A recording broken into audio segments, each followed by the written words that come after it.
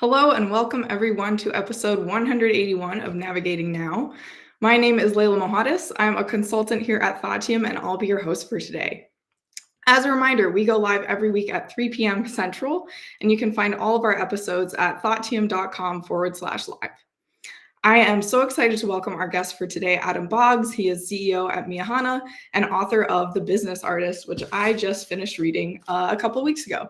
Adam and I are former colleagues. We've always bonded over our shared love of art, music, relationships, and business. So we had Adam back on the show back in July, where he and Anthony explored the art of facilitation. And today I'm excited to dive into a bit of Adam's creative process in writing The Business Artist, which I have right here, and explore some of the key topics that Adam discusses in his book. So much I want to dig into today. And with that, I'll welcome Adam back on. Thank you, Leila. Good to be back. I'm trying to remember what episode 181, what was I on before, but it's been a little less than a year, and really glad to be speaking with you this time. Yeah, you too. Glad to have you back on. I feel like we should have some sort of like when you get to 5 episodes, maybe you get like a row. Sure, yeah. But before we dive in, just one word for how your day's been going so far. It's Thursday. I'm getting over the tail end of a cold. I'm heading out to Charleston tomorrow. So one word, feeling relaxed. Nice. Sweet. Yeah, I've had a very peaceful day as well. It's like spring is in the air, feeling good. Well, cool. Glad to have you back on and diving right in. So I read your book, which I have. Thank you. You can see it's all marked up with my sticky notes. I'm curious, yeah. Yeah, no, I really enjoyed it. And I know I texted you right after I finished it. And I was just thinking about how you put words to so many things I've been feeling just about our modern day work and life and just how technology is woven throughout our day-to-day, which is a big theme in the book. And so for our listeners who have not yet gotten the chance to dive into The Business Artist, just tell us a little bit about just like a brief teaser, like who or what is a business artist? Sure. Yeah. Well, first, it is intentionally 2 words. So a business artist is first and foremost an artist, somebody who expresses themselves in an artistic way, but also views the world of business through that same lens.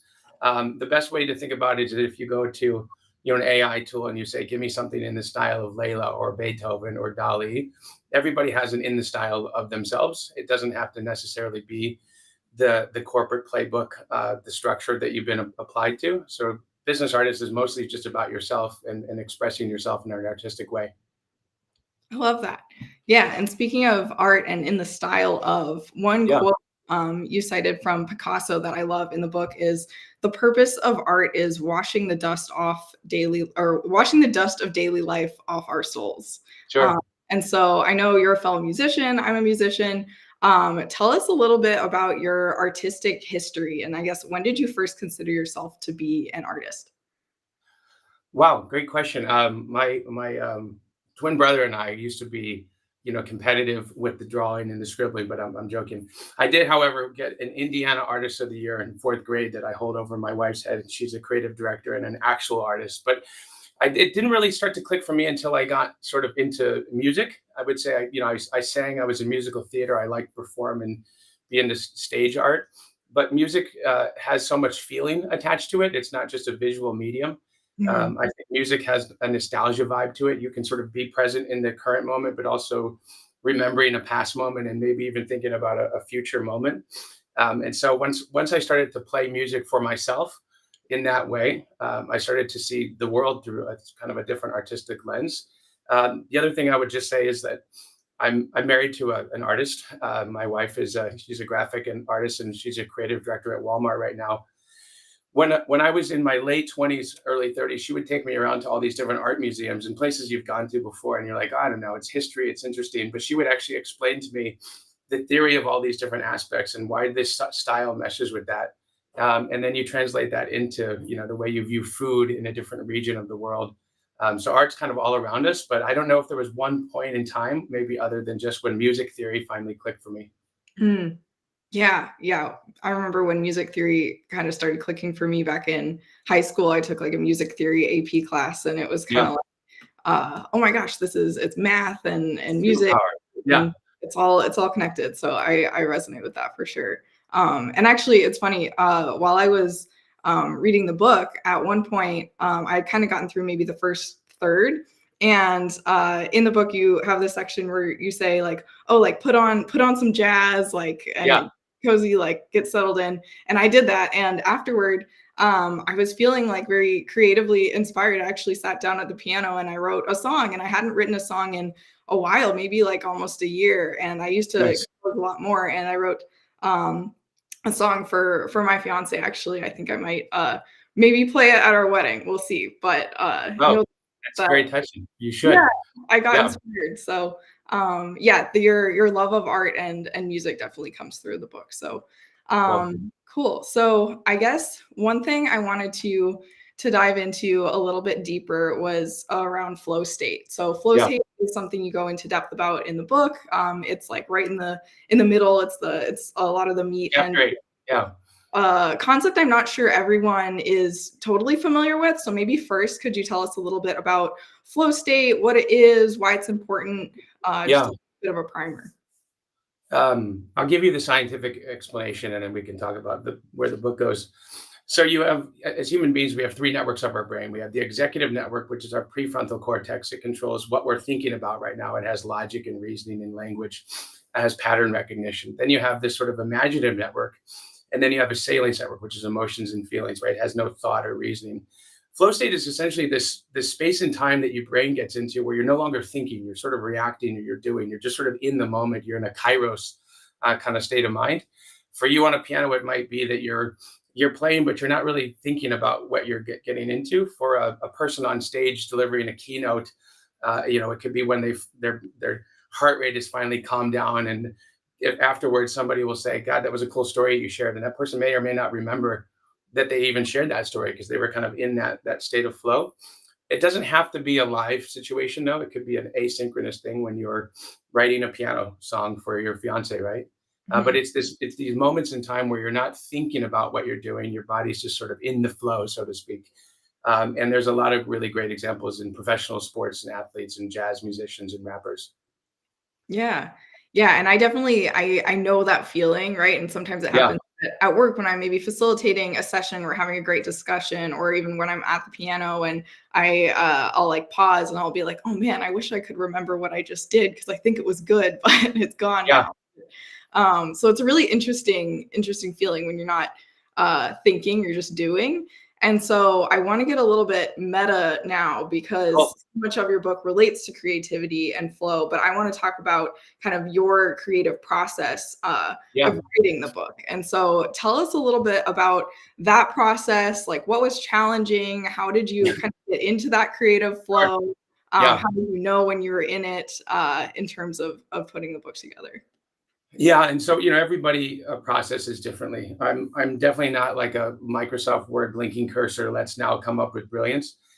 So I started leaving myself voice memos when I started to be curious about a problem that I want to go into. Maybe quickly just to explain the reason behind this book actually started maybe 2019. I was working with a former colleague you and I had named Kyle Dean, and I Mhm. was training salespeople, and I call it the 4 arrow quiver problem, but I was essentially training them on different things. So product acumen, customer acumen, industry acumen, financial acumen, and all these different things. But then the salespeople that we would leave, I wondered if they knew how to like which arrow to shoot when and why, right? And when they would get into a battlefield, so to speak. And then I started to think maybe there's a different way that all of those folks should be doing it. That's not just based upon what the customer wants, but also how their style plays together, right? And so Mhm. I started having this working hypothesis in the world that the most successful people are the ones that are constantly getting into a state of flow. They have all this knowledge and this acumen, but they're not like trying to memorize a script or use some certified piece of knowledge or read a piece of sheet music, right? They're able to read the situation in the room. And so then I started just doing hundreds and hundreds of voice memos whenever I would have a thought or a question on a topic, and then kind of transcribe that all into a hodgepodge of a working book, and still wasn't convinced I need to write a book. It was just more like, is there something here? Then the term business artist kind of floated into my mind in one of those, voice memos that was kind of coming out. And then, Mhm. and then it was like, I have to do this. I have to get this out Yeah. for no reason other than just to explain my perspective on this. But the way that I would write is I would have these sort of open questions or topics that would sort of sit on an Apple Notes notepad, and I would answer those questions throughout the day or throughout the week at different times.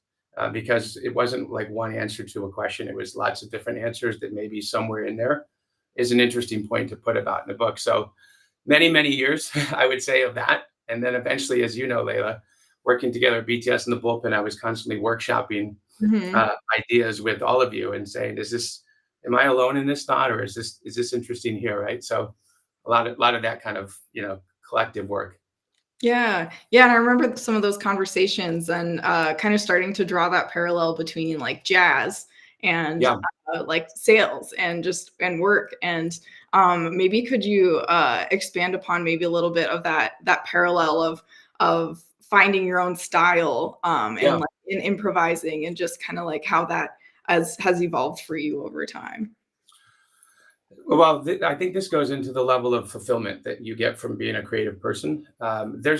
You can be a creator and not be creative. Mhm. Say that again. Like if you can build IKEA furniture because you can follow the recipe, or you can, make a dish because you can follow the Betty Crocker dish recipe. That's not being creative, right? When you start to express your own self and start to experiment and challenge the status quo and ideate on new possibilities, there's so much more fulfillment on the end product, even if the end product isn't as kind of respected or as good as some of the other things. It's your thing. Mhm. And so I started to realize that in consulting and in business, when people have their own style, they get known for it, right? Like our fellow colleague Dan Parisi, his emails are just legendary, right? The way he writes, he makes it sound like he's like sitting right next to you. If you were in a business writing course in grad school, they would just like vomit all over that. Like that's not how you're supposed to write a business email, but it Mhm. works great for him, and the clients love it, and it helps him to build relationships, and people remember him for that. So I would have my own style, right, when Mhm. I would run meetings, and it's not something you're supposed to be an avatar of. I think sometimes in business we tend to want to say, I want to duplicate what that person's doing. Mhm. And what the book is advocating for is get inspiration from what others are doing, but figure out what's your own style to come out that's truly yours, and Mhm. you'll have so much more fulfillment by the end of it. Yeah, and as you're talking about style, I'm thinking like it's not something that really happens like overnight either, right? It kind of it takes a lot of time, and even like with music, like I feel like I finally kind of have my style now, and with like facilitation, that's something I'm still Yeah, developing, and so it's such a journey, and so many parallels too.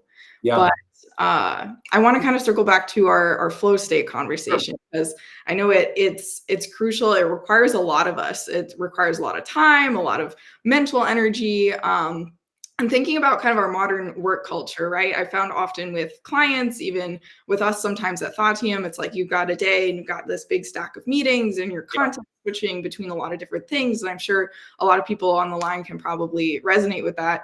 But I guess what advice would you have for folks trying to maybe normalize more of a culture of flow, and how can we yeah. make more space for creativity in our kind of modern day business culture? Yeah, great question. I'll give you two thoughts on that. First is, don't view output as productivity. There's this tendency in our common system of like responding to Slack messages and 300 emails a day as somehow I've done my job. And so we tend to view output as having done work. And so we tend to then for diminish creative thinking and writing on a chalkboard or a whiteboard and scrabbling it all down and forgetting about it, right? Mhm. It takes a lot of brain power also to be creative. So if you're constantly pegged in between 30-minute meetings, or you've got other applications running in your mental, aspect, it can be quite difficult.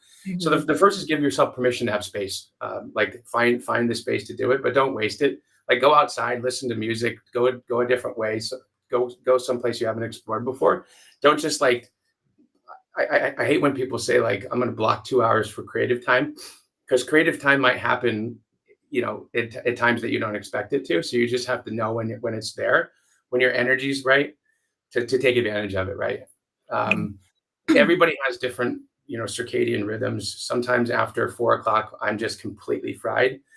But sometimes at like 9 o'clock in the morning, when I'm finishing a work meeting, I should be tired. I'm in a creative spot. So take advantage of those as you can. The other Mhm. thing I want to say, Layla, is I put this picture in this diagram booklet. This is the flow state diagram for those who can read it, right? Um, Flow state goes two ways in business.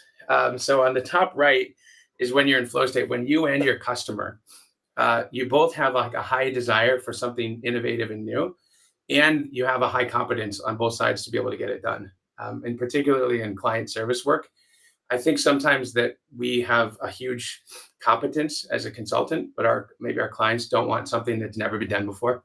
Like they just want something that's there. And so you end up doing all this sort of reliable, serviceable work that can be not fulfilling over a long enough period of time. So constantly find challenges, I would say, is my second point. Like give yourself time and space, but also find yourself in challenging situations, because you're never going to drop into flow state doing the same thing you did yesterday.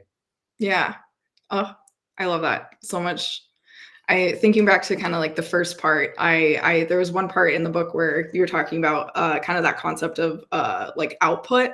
And I find myself doing that where I'm just like, okay, if I just like check off all these things on my checklist, like I'll be productive for the day and I'll feel good about it. But really, it's like sometimes I'll have like my best idea like in the shower, like later after work, or during like I'll be like meditating in yoga class, and I'll like that's when I finally like have that mental space. And I think you use the term like clearing the mental debris. That's like something I feel like is just getting tougher with all the kind of constant like things that are happening in our modern day life. So I love that. And kind of speaking of that, there are a number of, I guess, like opposing forces that you explore throughout the book. And there was one quote that I thought summed this up really well. And it's the F. Scott Fitzgerald quote that goes, "Intelligence is holding two opposing thoughts at the same time." And so there were a number of great examples I found throughout the book of these like seemingly opposing forces. So for example, balancing creativity with consumption, balancing structure and process and frameworks versus kind of white space. So kind of what we were just talking about around like space to get into that flow, even like balancing the use of AI for assistance with it, maybe taking over your creativity, using data to your advantage, or relying solely on data to make decisions. And so I know that was a lot, but can you speak to maybe how we might juggle these opposing forces, or know when we've maybe struck the right balance? I'll say I'll pick on AI first, because that's an easy one. I wrote about this last week in an article, but most AI tools, they get excitement and they get sold into companies right now because they help us save time, and you can measure time savings in $1 of value for a human individual. It's really hard to measure like creative output and creative energy, and therefore human intelligence right now takes a little bit of a backseat to artificial intelligence, because we can measure that, we can quantify that. And so if you're using AI tools, most of them are not trying to do anything you couldn't. It's just doing it faster than you could, and making it in a more productive manner. So I would encourage you to also find times when human intelligence does matter, and like actually slow down and stop trying to use AI to help generate new ideas. Like think on an issue for a second. At Meahana, we often have like, oh, can I have people spit up these new ideas and have them come up with it? I said, AI would be better at like critiquing the output that you already came up with, versus helping you come up with net new ideas. There's enough context for what you're looking for. So that's my rant on AI. The other one I would say is, being able to not think so myopically about your own intelligence, and think about like having empathy for another person. I think is really important to the creative process. When you make a song on your piano, you're not probably just thinking about this song from my lens. You're thinking about how it's going to be received in the world. If you're designing a quilt, you're thinking about, as you're making it, you're thinking about who you're going to give it to, where it's going to go. And so, when you're designing a PowerPoint presentation, or even deciding if that is the right vehicle, think about the person and how they're going to be receiving it, not what the words are that they're going to read, but like, what are they going to feel when they get it? So to me, having intelligence is also having intelligence for the other person who's going to be on the other end of your work. Yeah, I love that. And that actually reminds me, earlier today, I was just facilitating a workshop on storytelling. And so much of that empathy comes into play there, and just thinking about how that might change your style or your story depending on your audience. And I feel like that's so much of what comes up in your book, as well as business people, as artists. And and I think you guys at Thaudium have a pretty good model, at least from what I remember talking with Griff on storytelling. When I've taught this before, sometimes it was like way overly scientific. Like, this is the arc that you have to create. And basically you end up putting a case study into a different linear flow and then saying that's a story. But that doesn't take into consideration the delivery of a story has to have like tension. It has to have the right balance, it has to be appropriate, it has to have a call to action. That's different every time that you tell the story to a different person, even if it's the same person, different time of the day. And so I applaud what you guys have tried to do from a storytelling, like reality of what really matters there.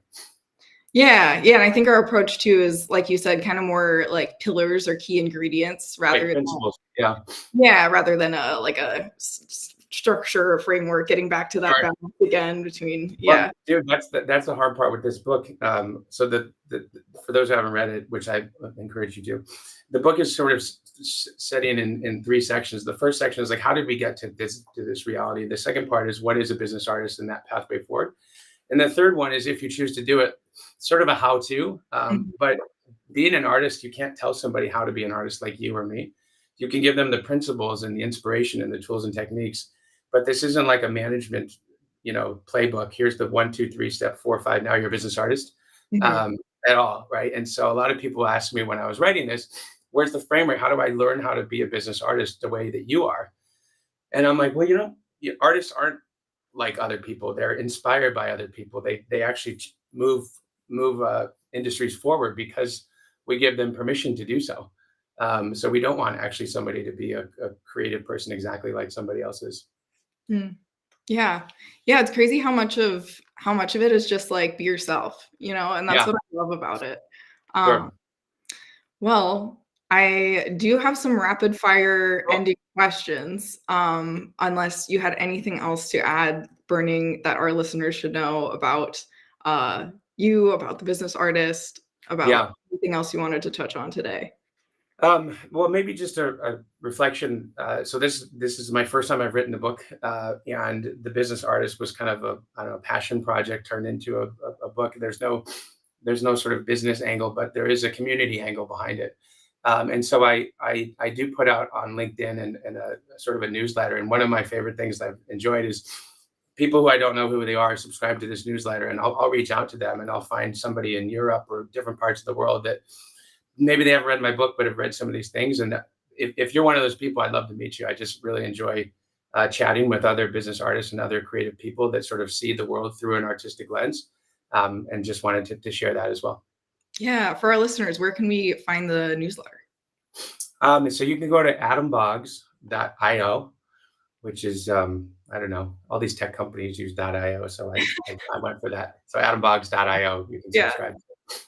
Love it. Cool. All right. Well, rapid fire ending questions. There's three. First one is, what's something you've been wanting to create but haven't had the chance to yet? Oof. I would say like a whole album of music. I've got like stems and artifacts and songs and little bits and pieces, but being somebody who's an experimenter and a creative person, I don't have like a theme applied to it enough to close it out. But that'll come out at some point, hopefully in the next year. Yeah, that's awesome. Yeah, there's I've put out a couple EPs of just piano music, and it's really fun. Just even if no one listens to it, just the process of putting it together is enjoyable. Sweet. Okay, second one. What's a great meal that you've had recently? Ooh, tagine. My wife bought tagine pods, like a Moroccan dish. And if you want to talk about like being artistic in the kitchen, there's no way you can screw it up. You just have prunes and lemons and lamb and all these different bits and pieces. And so I've made that a few different times, and every time's different. And I use the recipe the first time just to understand possibilities there, but every time after that. My friend Jason Castellucci got me a book called Food Science, which, if you're like a food nerd, it's not a recipe at all. It's like how the chemical reactions work and what you're allowed to do versus not allowed to do. It's awesome. It's like music theory, but for food. Yeah, just like the principles. I love it. Yeah, food science. Yeah. Okay, cool. I'll have to check that out. Well, last one. If you could go back in time and meet a historical figure, who would it be? Probably Thomas Edison. Yeah. I know he's got a little bit of flack these days for some of the corporate structure that he laid out, but I would like to just understand, like, what was it like to be at Menlo Park when he was putting together all these inventions and work underneath him and see how his creative and experimental process works. Because I think, at the end of the day, he wasn't just an inventor; he was also a business person. Mhm. And so trying to tie the two together would be an interesting person. I think I've read almost every biography on the guy, so I would also want to just ask him about personal life stuff and curious. Oh, I knew you'd have a good answer for that one because I know you love history. So, Yeah, sure. yeah. Well, thank you so much for joining. I really enjoyed this conversation. I always love our conversations. So hopefully we'll have you back on the show sometime soon. But thank you everyone for tuning in. Remember, all of our episodes are available at thoughttium.com/live. Hope to see you all again for another fun episode. This has been Navigating Now with Adam Boggs. I'm Leila Mohaddes, signing off.